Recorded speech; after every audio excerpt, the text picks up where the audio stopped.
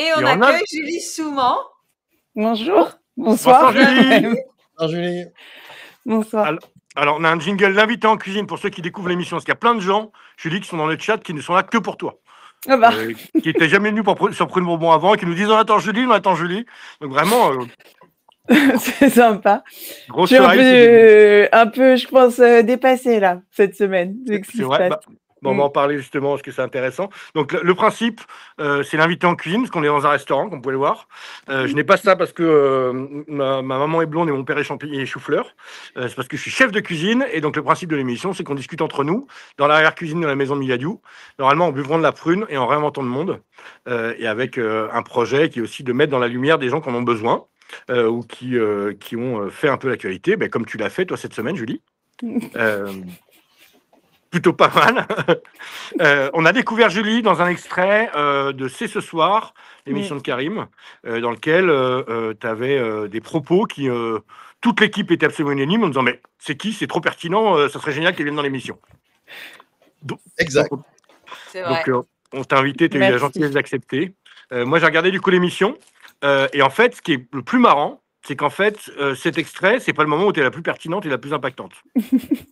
C'est ce que je me suis dit aussi, perso, que c'était pas forcément le truc que j'aurais mis en avant, mais bon.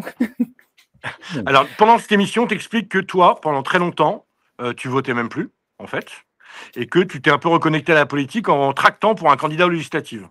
Non, ça vous interprétez. J'ai toujours voté. Je viens d'une famille où quand j'ai eu 18 ans, on m'a appelé. Et quand je vous dis on m'a appelé, c'est genre toute la famille m'a appelé pour me dire bon anniversaire, ça y est, tu peux voter. C'était genre le truc des 18 ans, c'était que je pouvais voter. Donc, non, je me serais pas permise de pas aller voter. J'ai voté blanc souvent, mais je pense pas avoir vraiment séché des élections. Hein. Alors, du coup, tu racontais que tu avais pris une campagne de tract pour un candidat législatif. Et à quel moment, toi, parce que donc, pour présenter Julie quand même, tu es cofondatrice d'un réseau de mamans isolées. Non, je suis cofondatrice d'une association qui s'appelle le Mouvement des mères isolées, dont l'objectif est de faire un peu enfin pas un peu, c'est surtout de faire du lobbying politique pour mettre en avant nos situations et essayer de faire bouger les politiques. Et là, les propos que tu tenais dans l'émission ne concernent pas que ce sujet-là. C'est quoi pour toi le moment déclencheur, le moment où le ras-le-bol était trop grand, où tu te dis c'est pas possible, là, il faut que j'y aille plus fort, il faut que je m'engage encore plus. Est-ce qu'il y a un moment précis ou est-ce que c'est un truc qui était un peu progressif pour toi? Je crois que j'ai pas toujours milité activement, mais j'ai un peu toujours milité. Il y a toujours eu des trucs qui me tenaient à cœur, où je me suis toujours... l'injustice m'a toujours un peu... comment dire? Je supporte pas tellement, voilà, l'injustice. Donc, ça m'a toujours un peu motivée et fait me bouger les fesses. Et j'aime pas trop rester inactive de manière générale.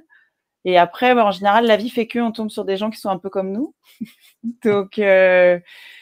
et on agit chacun à son niveau, chacune à son niveau. Il y a plusieurs sujets qui nous tiennent à cœur. À un moment, j'étais un peu plus active avec les réfugiés, les migrants qui arrivaient en France. J'ai fait des dossiers pour l'OFPRA. Puis après, ma situation a fait que la situation en général des mères isolées, en discutant avec d'autres copines, c'est là qu'on s'est rendu compte qu'on avait un vrai sujet, en fait, et que ça valait le coup de se mobiliser là-dessus. Donc, du coup, tu étais invité dans cette émission, sans faire de marketing médiatique, mais en gros, tu étais un peu la voix du peuple au sein de ce plateau-là. Et alors, Julie a fait deux trucs assez incroyables. Elle a mis 2 grandes tartes à Dumontet. C'est absolument magique. Pour bien connaître le bonhomme, c'était assez jouissif de devoir vraiment lui rentrer dans le lard comme ça. Et surtout avec autant de pertinence, et notamment sur l'injustice fiscale. C'est un propos que tu as pas mal rabâché, sur lequel tu as voulu insister pour que ton message passe. Pourquoi c'est... alors, bon, vu ce qu'il disait, c'est assez évident, mais tu étais venu en tête dans l'émission en me disant il y a cette injustice monstrueuse. C'était ça que tu voulais faire passer comme message en avant tout? Alors, sincèrement, pas du tout. J'ai préparé l'émission vraiment axée sur la situation des mères isolées. Et sur la mobilisation du 10, de pourquoi j'en suis arrivée là, comment j'en suis arrivée là, comment on a préparé l'été, comment on a essayé de se mobiliser sur le terrain, etc. Et je suis arrivée dans cette émission où, enfin, je sais pas comment expliquer, mais je suis pas habituée déjà. Donc, je connais pas du tout le milieu, le truc du maquillage. Où je m'étais là, non, mais moi, j'ai pas trop envie d'être maquillée. Enfin, bref, tout était très différent et tout le monde avait l'air de se connaître et tout le monde avait l'air d'avoir les codes. Et j'étais un peu gênée. Et après, j'arrêtais pas de me dire que bon, bah, j'étais venue pour pas être trop ridicule et qu'il fallait quand même que je fasse entendre ma voix parce que je pense que on nous écoute pas assez en fait en tant que citoyen. Et moi, j'ai pas la télé, mais j'ai déjà regardé quand même des émissions de ce genre-là. Alors pas celle-ci, je l'avais jamais vue avant. Mais on se sent souvent, je sais pas comment dire, enfin je sais pas, mais moi souvent j'enrage devant les émissions et je me dis mais c'est pas possible, il y en a pas un qui va leur dire, qui raconte n'importe quoi. Et puis bah là finalement voilà, j'ai eu l'occasion de leur dire en vrai, donc ça m'a fait un peu de bien d'ailleurs, de ramener les choses. Parce que pour moi, ça me paraît, je pense que c'est des choses évidentes. Et voilà, j'étais pas trop sur l'injustice, mais plutôt sur le gouvernement. Mais le monsieur Dumontet, là, il en tient une bonne, donc c'est assez facile en fait. Mais j'imaginais remonter dans sa Jaguar verte après l'émission. Et... je crois qu'il n'était pas très content après moi. Non, le monsieur à côté, je me souviens plus de son nom, mais c'est pas si, monsieur Tavaillot, et c'est pareil. Ouais. Hein, il m'aimait pas trop non plus, je crois. Non, mais en plus, les arguments étaient imparables, en fait, parce que c'était évidemment pétri de bon sens, avec beaucoup de sincérité. Et moi, c'est l'autre truc que j'ai eu qui était un peu douloureux en regardant l'émission, c'est l'espèce de... tu sais, quand tu parles des suppressions de 5 € d'APL, quand tu expliques que pour une maman isolée qui est au RSA, c'est pas rien. Tu leur dis, vous pouvez les sortir de vos poches comme ça. Pour elle, c'est une semaine de nourriture quasiment, parce qu'ils se 3 paquets de pâtes. À ce moment-là, est-ce que tu as senti que ça glissait complètement et qu'ils étaient, tu vois, à 10 000 lieues de comprendre ce que tu pouvais dire? Parce qu'il y avait une espèce de réaction qui n'était pas que masculine d'ailleurs, ce qui était assez étonnant, un peu paternaliste, tu vois, de t'expliquer la vie et tout, c'était horrible, horrible. Là, des gens vraiment qui disent, ah bah oui, mais bon, vous avez pas bien compris, on va vous expliquer. Comment tu l'as vécu, toi, sur le plateau, ça? J'étais surtout en fait, celle qui m'a le plus perturbée, c'est la dame des LR. Parce que elle arrêtait pas de commencer ses phrases par « vous avez raison », mais je suis d'accord avec vous. Et il y a un truc hyper bizarre de dire ça à quelqu'un et dans la foulée, dire à peu près exactement le contraire de ce que j'ai dit avant. Mais moi, quand on me dit « t'as raison », ça m'arrête un peu dans mon élan. Et après, du coup, j'écoute ce que dit l'autre et j'avais du mal à rebondir sur ce qu'elle disait, parce que elle est bonne, hein. Enfin, elle est bonne. Je suis pas d'accord avec ce qu'elle disait, mais elle est bonne en rhétorique, en débat. Elle sait mener le truc et c'est assez compliqué de rebondir sur la façon qu'elle a de formuler son propos, parce que les deux autres, ils étaient pas très bons en fait. Donc, j'ai un peu envie de dire, ils tendaient le bâton pour se faire battre. C'est peut-être qu'ils ont cru que que j'allais être trop timide ou trop, je sais pas, ou renfermée ou je sais pas quoi, et que du coup, j'allais pas oser les attaquer frontalement. Mais j'y étais pas allée pour me taire non plus, quoi. Donc, tu as une formation de prise de parole publique ou pas? Excuse-moi, je te tutoie, on se connaît pas. Mais ici, non, il n'y a pas de souci, mais non, j'ai rien du tout. Tu avais fait beaucoup de prises de parole avant, à part dans des associations où vous êtes, je sais pas, peut-être 20, 30, 40 dans une pièce. Est-ce que tu avais déjà eu l'occasion à la radio, à la télévision de prendre la parole? Non.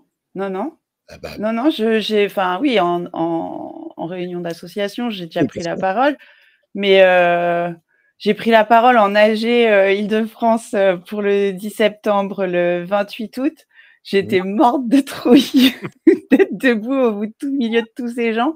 J'avais la voix un peu tremblotante, etc. Mais non, c'est un peu, je sais pas, je crois que j'ai eu l'impression de me lancer, quoi, de sauter, en fait, comme si je me jetais à l'eau. Enfin, de toute façon, je n'étais pas venue là pour me taire. J'ai un peu hésité avant d'y aller, hein. Je me demandais si j'allais être capable, etc. Et puis, je me suis dit que, bah, de toute façon, bon, au pire, j'en rigolerais avec mes copines après si j'avais été trop ridicule. On n'en parlerait plus. Mais comment ils t'ont trouvé, France Télévisions? Comment ça se fait qu'ils t'ont invité par En fait, j'ai fait une mini vidéo avec d'autres mères isolées pour appeler à participer à Bloquons tout le 10 septembre. Cette vidéo, elle a un peu tourné et elle est tombée chez un journaliste qui s'appelle Samuel Bernard, qui m'a proposé de faire un reportage sur moi pour En Société, et il passe demain. Et il y a quelqu'un de C'est ce soir qui a vu des rushs qu'il avait déjà tournés et qui du coup s'est dit que ce serait intéressant de m'avoir. Mais je parle sous le contrôle de Bruno, mais enfin pour quelqu'un qui n'a pas eu l'habitude de l'exercice, qui n'a pas eu de formation d'entraînement à ça, bluffante. Oui. Et c'est Bruno Gassiot qui dit ça. Hein. Enfin, je sais qu'il voulait dire ça, c'est pour ça que je le dis. Mais non, Bruno. Merci, c'est gentil. On me l'a beaucoup dit. Je sais pas quoi dire. Je me dis que c'est la chance du débutant. Non. C'est la chance. C'est tu es la preuve que la sincérité et que la révolte non feinte, pas comme peuvent l'avoir certains dirigeants de partis politiques qui se disent « Tiens, je vais me révolter pour telle chose et puis demain, j'en me révolterai pour une autre ». Quand une révolte, quelque chose te révolte vraiment et que tu connais ton sujet, que tu as donné de l'attention à ce sujet, c'est ce qui sort. Et ce qui est sorti, c'est… Alors, on dit bluffant, on va arrêter de dire bluffant, c'est-à-dire continue. Il faut vraiment que tu continues parce que c'est agréable de t'entendre et on apprend des choses et on est touché. Tu sais, le mouvement du 10 qui a commencé le 10, parce que normalement, c'est pas fait pour s'arrêter le truc. On est bien. Ça va continuer. Bien sûr que ça va continuer. On va essayer d'aider comme on peut, mais on va essayer d'être là. Le mouvement du 10, justement, c'est ça. Il faut que vous soyez des milliers. Parce que même moi, je suis démonétisé. Je suis un vieux con de la télé, tout ça. J'ai fait plein de trucs. Maintenant, on m'écoute plus. Et quand je te vois, toi, et que je vois toutes les prises de parole qu'il peut y avoir sur des… Enfin, là, c'est pas encore des ronds-points, mais les gens dans la rue qui vont parler pour faire des vidéos, je trouve que cette sincérité, elle dit quelque chose de profond du peuple français et de cette génération que tu représentes, en fait. Ça dit quelque chose d'extraordinaire et moi, ça me redonne du courage, de la pêche, parce que j'ai tellement l'impression que tout le monde a baissé les bras, tout le monde est au pâquerette, et là, je te vois arriver, je me dis, waouh, bravo, quoi. Donc oui, Ludo, je souscris 1000 fois. Et alors, du coup, sur le 10, toi, comment tu l'as vécu, ce début de 10, tout l'été, etc. Est-ce que ça a été une bouffée d'air frais pour toi de te dire « Ah, ben, je suis plus isolé dans ce que je pense avec mes copines, etc. » Et il y en a d'autres, et il y a une lame de fond qui se dégage. Est-ce qu'il y avait un peu ça comme émotion? Ou est-ce que tu t'es dit que c'était l'occasion ou jamais? Ou c'est quoi l'énergie qui t'a fait tenir tout l'été à préparer ça? Déjà, c'est qu'on fait presque tout à 3. Je tiens à les saluer là maintenant. Je ne sais pas si elles regardent. Il y en a une qui travaille. Je fais tout avec Géraldine et Nadia. Enfin, je fais tout. Je fais beaucoup avec Géraldine et Nadia, notamment participer aux AG. Donc déjà, d'être avec ses copines, c'est toujours agréable. Ça me fait rire parce que souvent, on dit que les féministes, c'est des rabat-joie et qu'elles seraient, enfin voilà, qu'on serait pénible et tout, mais en fait, je crois que les gens, ils n'ont pas idée à quel point on se marre dans les associations féministes. On lutte et on rigole. Donc déjà, ça fait du bien, en fait, d'être avec des gens qui pensent comme nous et qui ont envie de se mobiliser dessus pour que les choses s'améliorent. Vraiment, ça fait du bien. Et cet été, je l'ai vécu comme en fait, c'est plutôt le début de l'été qui a été le déclencheur pour moi. C'est-à-dire que le budget Bayrou qui arrive et personne ne bouge. Enfin, c'est l'effet que ça m'a fait. Hein. Les politiques, pas grand-chose, un petit peu LFI, mais pas tant que ça. La CGT, Sophie qui part en vacances en disant on se verra en septembre. Puis les autres syndicats, un peu pareil, parce que si la CGT bouge pas, ils bougent pas, quoi, en gros. Et il s'est rien passé. Et puis d'un seul coup, il y a ce petit groupe qui est sorti. Alors je sais qu'il y en a beaucoup qui au départ étaient réticents parce qu'on disait que c'était l'extrême droite ou qu'il y avait la Russie derrière ou je sais pas quoi. Et nous, on s'est dit on s'en fout parce qu'on a dit la même chose des Gilets jaunes. Et moi, je suis allée à des actes des Gilets jaunes dès le 2e. Et en fait, je dis à un moment, les groupes populaires et les mouvements populaires, c'est un truc qui me fascine. C'est-à-dire, je sais pas comment ça démarre, je comprends pas comment ça démarre. Mais quand ça démarre, en fait. On y va. Il faut pas gâcher son plaisir, en fait, de pouvoir aller discuter avec des gens qui pensent comme nous ou qui pensent pas comme nous. Toutes les conversations en AG ne sont pas on fait des tours de parole et tout le monde s'applaudit. Il y a des choses où on n'est pas d'accord. Mais c'est ça qui est agréable, c'est qu'on a tous notre place dans ce mouvement et ça permet aussi de déguiser un petit peu son sens politique. Moi, c'est ce que j'ai trouvé. C'est-à-dire qu'on apprend, il y a des canaux d'éducation populaire, il y a des canaux de débat politique, il y a des canaux de communication, il y a des canaux sur tous les sujets qu'on veut. Et du coup, on peut aller piocher ça et là quand on a envie. Il y a tellement de messages à la journée que peut-être il y en a qui arrivent à suivre un canal toute la journée, je sais pas, mais moi pas. Mais à chaque fois qu'on y a, il y a un truc qui est intéressant et intelligent à lire et surtout qui n'est pas pré-mâché et pré-formaté, ça répond pas à un cadre précis, même si maintenant on commence à en voir de plus en plus des militants, hein, ça se sent, qu'il y a des syndicalistes qui sont arrivés et qu'il y a certaines personnes politisées qui sont impliquées dans le mouvement. Mais moi, ça me dérange pas en plus. J'aime bien l'idée qu'on soit tous derrière le même mot d'ordre et que le mot d'ordre soit assez simple pour que le plus de personnes se sentent concernées. Et c'est quoi le mot d'ordre, si tu le résumes, toi? C'est la démission de Macron maintenant, je veux dire. Il faut être... de toute façon, je vois pas comment on peut s'en sortir. C'est-à-dire que on a fait les réformes, c'est l'extrait qui a tourné tout le temps, mais c'est vrai. Il y a eu les réformes des retraites, il y a eu la loi du plomb, mais surtout, il y a eu les élections. Et OK, le NFP n'est pas arrivé avec une majorité absolue, d'accord, mais enfin, ils sont quand même arrivés en premier. On n'a toujours pas eu un ministre, même un tout petit peu de gauche. Enfin, je veux dire, un ministre PS, c'est pas non plus la révolution, quoi. Enfin, ils sont quand même assez proches des macronistes quand ils s'y mettent. Donc, ils auraient pu nommer un premier ministre de gauche. Il n'a jamais, nommé un premier ministre de gauche. Donc, enfin, voilà, je vois pas quelle légitimité il peut avoir maintenant. Et puis, bon, d'avoir fait barrage au Rassemblement national pour quelqu'un qui gouverne avec le Rassemblement national, voilà, quoi. Non, il faut qu'il s'en aille. Et je pense que je suis vraiment pas la seule à le penser. Je pense qu'on est vraiment beaucoup en avoir ras-le-bol. Et je vois pas d'autre échappatoire possible. Une fois que ce sera fait, on pourra commencer à retourner chacun vers nos affinités politiques. Et puis après, c'est comment dire, que le meilleur gagne, quoi. Il faudra s'organiser et puis s'organiser dans nos mouvements et s'organiser auprès des candidats qu'on a envie de soutenir. Et puis voilà. Et alors, du coup, tu fais ce soir, il y a cette vidéo qui buzz, etc. Alors, brièvement, parce que j'étais pas prête. T'es pas prête. Alors, du coup, ta semaine, c'est quoi? Parce que là, tu te prends un espèce de truc, tu as ton téléphone qui sonne tout le temps, tu as déjà un groupe de fans qui ont débarqué là ce soir sur notre émission, etc. Donc, tu le vis comment, ça?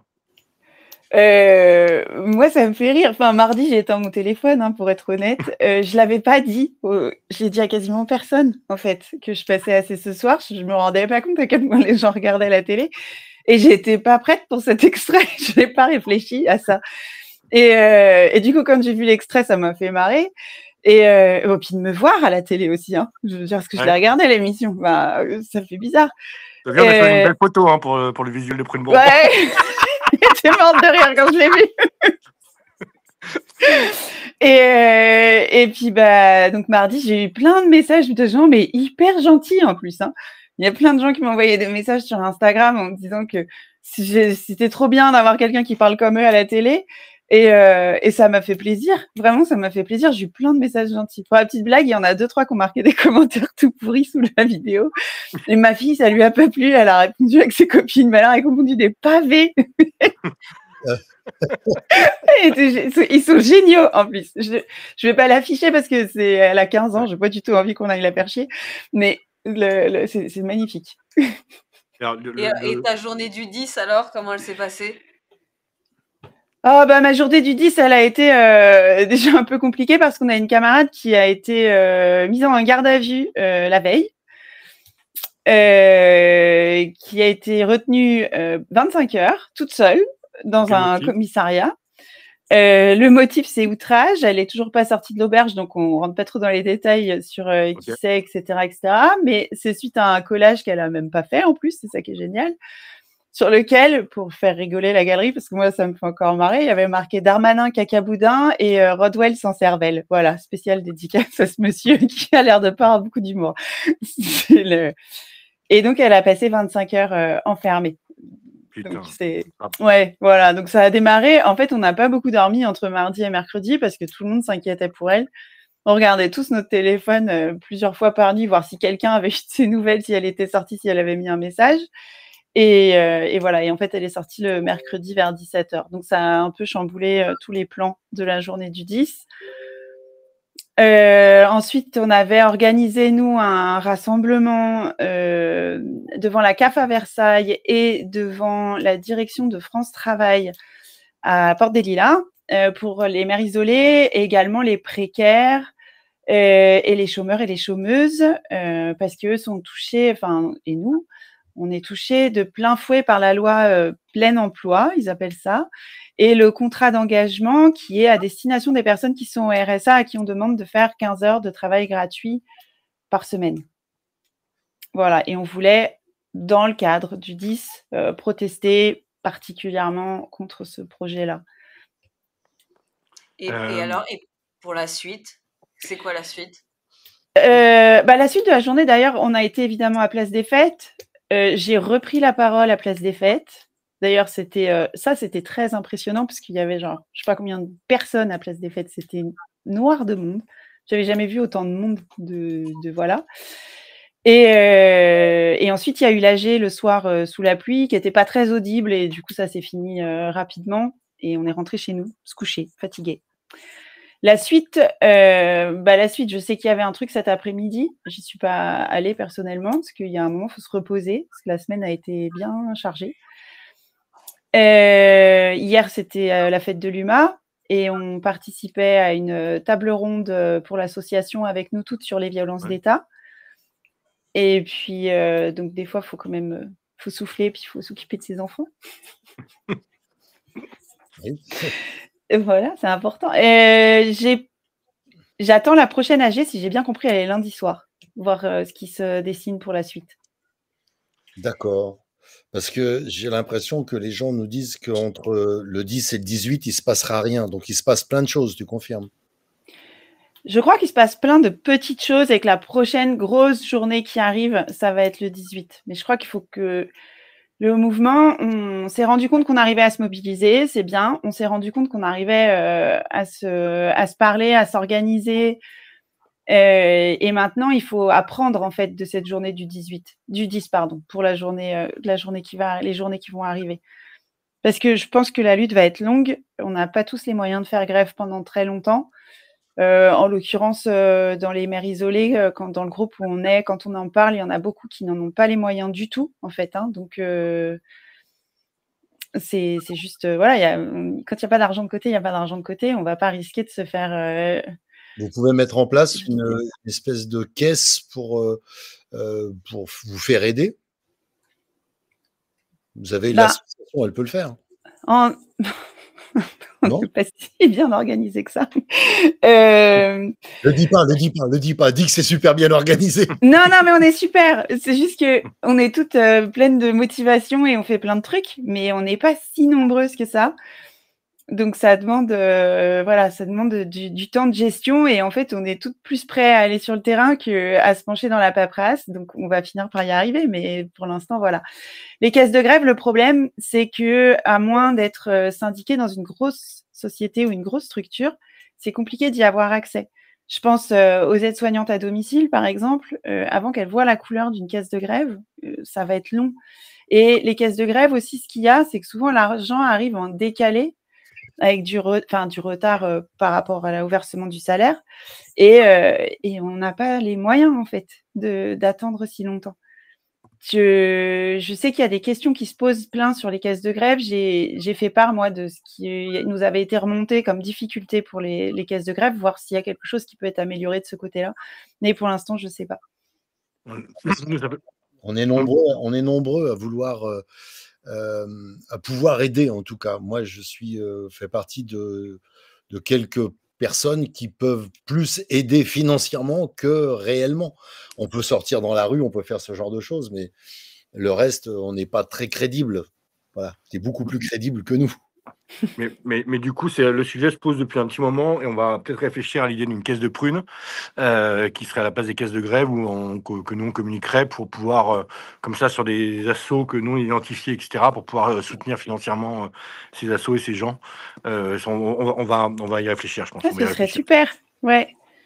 On va y réfléchir. J'ai une question pour Julie. Là, on parle du national, mais tu as vu, sur Prune Bourbon, on reçoit aussi les candidats pour les municipales. Les mères isolées, elles sont nombreuses, elles rencontrent plein de difficultés. Qu'est-ce qu'un candidat au municipal il doit proposer pour aider justement les mères isolées? Qu'est-ce qui manque? Alors, au niveau de la ville et de la vie de tous les jours, moi, je suis parisienne, déjà, pour situer. Je suis dans le 18e. Moi, ce qui m'a toujours choqué quand les enfants étaient plus jeunes, c'est le manque de souplesse du centre aéré, et c'est de pire en pire, de ce qu'on m'a dit. C'est-à-dire que nous, on n'a pas un deuxième adulte à la maison, typiquement, qui va prendre le relais le jour où finalement on devait garder l'enfant, mais il faut aller travailler. On pensait qu'on serait là, mais on ne sera pas là. Voilà, on n'a pas une deuxième personne avec qui on peut s'arranger. C'est que ça tombe sur nous. On devait rentrer tôt, finalement on rentre tard, des choses comme ça. Il y a beaucoup de mairies qui vous chargent en plus sur le centre aéré si vous n'êtes pas inscrit 3 semaines à l'avance. Et parfois, c'est pas possible de s'inscrire 3 semaines à l'avance. La cantine, c'est pareil. Il y a très, très peu de flexibilité, et je trouve qu'il devrait y avoir un traitement un peu différent suivant les conditions des parents. Parce qu'il y a des gens, ils ont les moyens de mettre leurs enfants en retard. Ils s'en foutent, en fait, que ça leur coûte le double. Mais il y en a qui ne peuvent pas, en fait, se permettre ce genre de choses. Ou alors, elles vont se le permettre parce qu'elles n'ont pas le choix. Mais ça va leur coûter cher sur le reste du mois, en fait, du budget. Du coup, déjà, merci d'être venue, Julie. Moi, je voulais te refaire un merci tout particulier, parce que tu as parlé d'un truc aussi dans C'est ce soir, qui, pour des raisons d'actualité un peu distantes, mais quand tu as parlé de Maastricht, en fait, tu as repris beaucoup de mots qu'avait dit Bunaimin dans une émission qui s'appelle Trash Talk. Et donc, ça m'a un peu ému, parce que sa mort est encore fraîche, et en fait, ton propos était extrêmement pertinent, bien entendu. Et je me permets de parler au nom de mes petits camarades, je pense qu'ils ne vont pas me contredire. Tu reviens quand tu veux dans l'émission. C'est gentil. Et notamment sur le sujet qui t'habite particulièrement, parce que c'est peut-être un sujet qu'on n'a pas assez adressé dans l'émission, et c'est, il me semble, un sujet transversal de société, parce que ça concerne énormément d'humaines. C'est cette problématique des mamans isolées. Moi, j'étais très longtemps élevé par maman toute seule, avec mon frangin. Et du coup, il y a peut-être un truc, on peut peut-être faire un truc dans Prune Bourbon, si toi ça te dit. Revenir assez ponctuellement, ou même tout le temps quand tu veux. On avait mis en place en 2022, quand on a débuté, pour Caroline Fiat, vice-présidente de l'Assemblée nationale, on a mis en place un lien qu'on appelait le lien de bordélisation. C'est-à-dire qu'elle se connectait quand elle voulait dans l'émission pour venir foutre le bordel. Donc, sous contrôle de mes camarades, nous t'octroierons... Je peux venir vous voir et dire bonsoir de temps en temps. Exactement. Exactement. On sera 100% ravi. Mais vraiment, avec plaisir. Avec un plaisir absolument immense. Si tu sors d'une journée de mobilisation, c'est ce que faisait Caro en fait. Une journée éprouvante, elle se dit ah putain, il y a Prune Bourbon, et elle se pointait, foutait le bordel. Voilà, donc tu viens quand tu veux foutre le bordel, Julie, vraiment. Merci tu sais beaucoup. qu'on est là le samedi de 22h à minuit. Et le mercredi, en plein après-midi, le mercredi, souvent, c'est une journée plus compliquée pour les mamans isolées, mais le mercredi aussi, on fait la conférence de rédaction en direct, on décide des sujets, et on raconte beaucoup de bêtises tout le temps, même si ce soir, on était plutôt sérieux. Donc, tu viens quand tu veux. D'accord. Merci beaucoup pour l'invitation, en tout cas. Voilà. Merci à toi. Merci de l'avoir accepté.